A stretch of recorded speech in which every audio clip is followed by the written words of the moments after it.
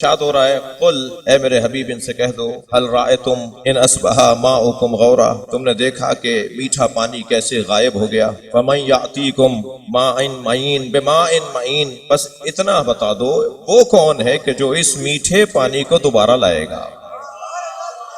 صلوات پڑھے محمد و آل محمد پر، بلندتر صلوات محمد و آل محمد۔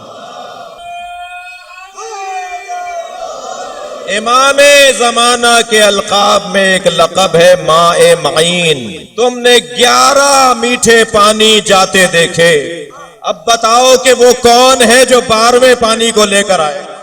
وہ جو 11 میٹھے پانی تم نے غائب ہوتے ہوئے دیکھے، تم نے جاتے ہوئے دیکھے، تم مایوس نہ ہونا، نا امید نہ ہونا۔ گفتگو کا عنوان یہ ہے کہ نا امید نہ ہونا، مایوس نہ ہونا۔ شخصیات میں کہہ رہا ہوں بھائی ہونے کے ناطے، اور 3 دن سے میرے آنسو تھم نہیں رہے، مسلسل کیفیت غیر ہے کہ اللہ کا نظام ہے۔ بھائی یہ دنیا اتنی گندی ہے، جملہ محسوس کریں گے کہ یہاں سے جانے والا اس کو پلٹ کے دیکھنا بھی نہیں چاہتا۔ بلا تشبیہ ایک گندے کیچڑ سے بھرے ہوئے، گند سے بھرے ہوئے ایک تالاب سے اگر کوئی نکل کر باہر آئے، کپڑے تبدیل کر لے، پھر اس سے کہا جائے ادھر پلٹ کے تو دیکھو، تو وہ جواب دے گا کہ میں اس کی طرف پلٹ کے دیکھنے کو تیار نہیں ہوں۔ اب سمجھ میں آیا کہ یہ جانے کے بعد ہمارے خواب میں بھی کیوں نہیں آتے؟ تو یہاں کا شوق ہی نہیں ہے، یہ تو یہاں رہنا، یہ یہاں سے آزاد ہو کر گئے، اور کیسے پلٹ کر یہاں دیکھیں؟ اچھا ہماری آنکھوں پہ تو حجاب ہے نا، چشم برزخی ہماری تو بند ہے نا، ابھی تو آنکھیں کھلے۔ مولا فرما رہے ہیں کہ لوگ سو رہے ہیں، جب مریں گے تب اٹھیں گے۔ یہ جو ہماری آنکھیں ہیں نا، ظاہری آنکھیں، یہ حجاب ہے، حجاب، یہ بند ہوں گی تو کچھ کھلے گا، اور اس وقت تک وہ آنکھیں نہیں کھلیں گی جب تک یہ بند نہ ہو۔ ہاں کچھ لوگ ہیں کہ جنہوں نے مرنے سے پہلے خود کو مار لیا۔ مر جاؤ اس سے پہلے کہ موت آئے۔ کیا مطلب ہے؟ خودکشی کر لیں؟ مولا کیا فرما رہے ہیں؟ کہیں سے چھلانگ لگا دیں، اپنی ذات کو مار لو اس سے پہلے کہ بدن کی موت آئے۔ جب تک ذات کا قتل نہیں ہوگا اس وقت تک انسان کی آنکھیں کھلیں گی نہیں۔ اور جو لوگ اسی دنیا میں مر جاتے ہیں، مرنے سے پہلے مر جاتے ہیں، ان کے رویے ہی کچھ اور ہوتے ہیں۔ عزیزو بہت دیر روکنے کا ارادہ نہیں ہے، میں ایک حلیے میں ہوں اور اس حلیے پر اعزاز اور افتخار محسوس کرتا ہوں۔ جی ڈاکٹر حضرات ایک حلیے میں ہوتے ہیں، جسٹس صاحب تشریف فرمائے، ججز ایک حلیے میں ہوتے ہیں، پولیس مین ایک حلیے میں ہوتا ہے، جی وکلاء ایک حلیے میں ہوتے ہیں۔ بعض لوگوں کے حلیوں سے ہم متاثر ہو کر اپنی رائے بدلتے ہیں۔ بڑی گاڑی سے اترتا دیکھیں تو بڑا سمجھتے ہیں، کلف کے کپڑے پہنے ہوئے دیکھیں تو مہنگا سمجھتے ہیں، کسی کا کالر ادھڑا ہوا ہو تو اسے سلام کا جواب نہیں دیتے، کسی نے اگر مہنگا لباس پہنا ہوا ہو تو بڑھ کر سلام کرتے ہیں۔ میرے مولا علی ارشاد فرما رہے ہیں ما لبست علی نفسی، آج تک علی نے اپنے آپ کو دھوکہ نہیں دیا، ولا لبس علی، اور کوئی دنیا میں پیدا نہیں ہوا جو علی کو دھوکہ دے سکے۔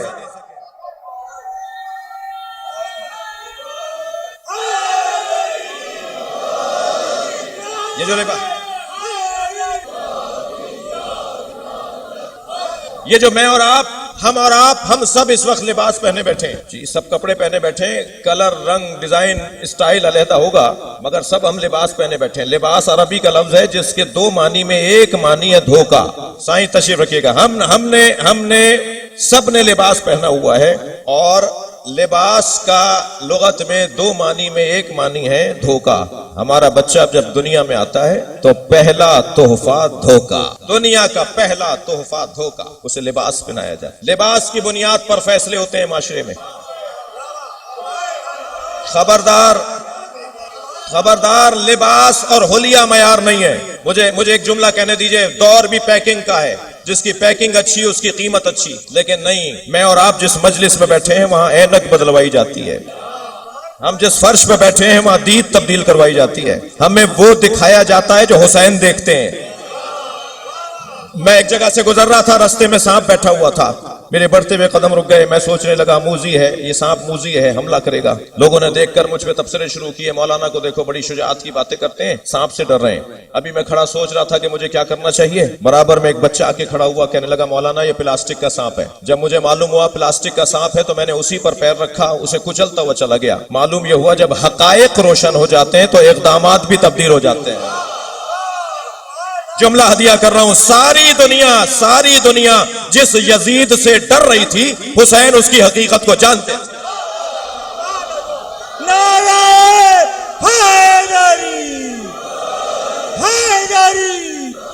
खबरदार इस फर्श अज़ा पर बैठने वाला कुछ और देखता है। मैं एक जुमला बार बार अपनी खिताबत में कहता हूं, छोटा सा ज़ाकिर हूं, मगर पेवाड़ की पहाड़ी से लेकर कराची के साहिल तक कोई शहर कोई गांव नहीं छोड़ा जहां हाजिरी न दी हो। तो एक जुमला कहने जा रहा हूं, पाकिस्तान में हमारा कोई दुश्मन नहीं है। पाकिस्तान में हमारी दुश्मनी का जो टाइटल लिए फिरते हैं वो इस काबिल नहीं है कि हमारे दुश्मन कहलाएं। हमसे दुश्मनी करने के लिए काबिलियत चाहिए जो उनमें नहीं है।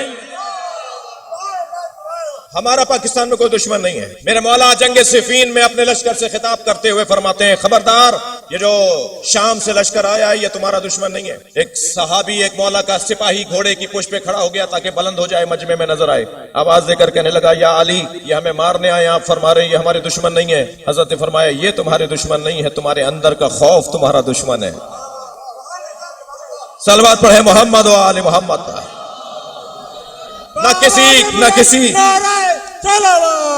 न किसी पैसे वाले से डरना, मेरे अल्फाज हैं, न किसी पैसे वाले से डरना, न किसी मनसब वाले से दबना, न किसी गाड़ी वाले से घबराना, बल्कि खुद एतमादी का पैगाम था मोहम्मद और नकवी जी।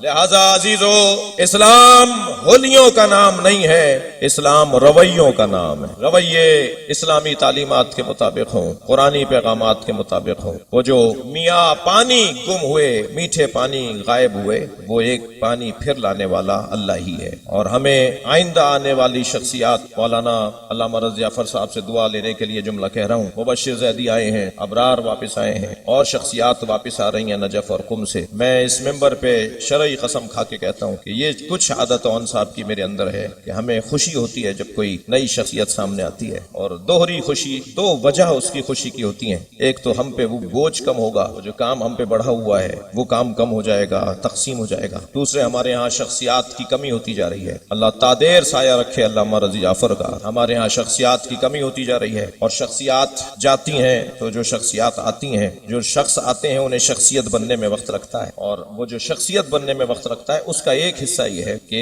हम उनका एहतराम करें और खुद एतमादी। इस खुद एतमादी और एहतराम का पैगाम अली ने दिया है जब फरमाया, ए मोहम्मद जाओ, ए मोहम्मद जाओ, इस ऊंटनी के घुटने काट दो ताकि हौदज गिरे और जंग ठंडी पड़े। तो मोहम्मद हनफिया मैदान में गए, मगर तीरों का मेह बरसने लगा, और इतना ज्यादा तीर बरसे कि बढ़ते हुए कदम मांद पड़े। दुश्मन ने जांच लिया कि ये रुक भी सकते हैं, तो उन्होंने तीरों की तादाद बढ़ा दी। तो वो जो हल्के हुए थे, मांद पड़े थे, वो रुक गए, और दो कदम पीछे हटे तो पुष्ट पर किसी ने हाथ रखा। मुड़ कर देखा तो इमाम हसन खड़े थे। फरमाया, मोहम्मद ये ढाल और ये जिरा और ये तलवार मुझे दो, इस ऊंटनी के घुटने में काटूंगा। इमाम हसन मैदान में गए, और चंद ही लम्हों में बर्ख, बिला तशबीह बर्ख की मानिंद मैदान को काटते हुए ऊंटनी तक पहुंचे। ऊंटनी गिरी, हौदज गिरी, जंग ठंडी पड़ी। मरहबा की सदाओं के साथ इमाम हसन का इस्तकबाल हुआ, और जब आगे आए तो मौला अली ने गले लगाकर प्यार किया। तो क्या देखा कि मोहम्मद हनफिया गर्दन लटकाए खड़े हैं। तो करीब जाके पूछा कि बेटा क्या बात है? कहा, बाबा जो काम आपने मुझे दिया था वो मैं नहीं कर पाया, भाई हसन करके आ गए। तो मौला अली ने पुष्ट पर हाथ मार के फरमाया, अंता इब्नी व हुवा इब्नु रसूलिल्लाह, तुम मेरे बेटे हो, वो रसूलुल्लाह का बेटा है। मुझे एक जुमला से कहने की इजाजत दे दीजिए, जब मोहम्मद हनफिया और हसन मुश्तबा बराबर नहीं हो सकते, तो उम्मत को असहाब और अहले बैत की बराबरी का शौक क्या है? सलावत पढ़े मोहम्मद व आले मोहम्मद पर। नारे हैदरी, बाबा जब नारे सलावत। अल्लाहुम्मा सल्ली अला मुहम्मद व आले मोहम्मद। वक्त की तंगी है, मुझे बताएं बयान मसाइब से भी गुजरना है, और अबरार भाई के इख्तियारात इतने ज्यादा हैं कि ये मुझे भी घड़ी दिखाते हैं जिन्होंने इन्हें घड़ी पहनाई है। मुझे खुद अंदाजा है, मेरे घर की मजलिस है, लोग चले जाएंगे मगर वो जिक्र बाकी रहेगा। वो लोग जो समझते थे कि उनके बगैर जमाना सांस नहीं ले सकता, मेरे मौला नकी फरमाते हैं, बातू अला खुललिल जिबाल तहरुसुहुम, वो जो पहाड़ियों की चोटियों पर महल बनाकर बैठे थे वो आज जमीन के नीचे दबे دبے ہیں، ان کے جانے سے کوئی فرق نہیں پڑا۔ عزیزو، یہ ممبر رہے گا، میں نہیں رہوں گا، یہ امام بارگاہ رہے گا، آپ نہیں رہیں گے، ہم سے مجلس نہیں ہے۔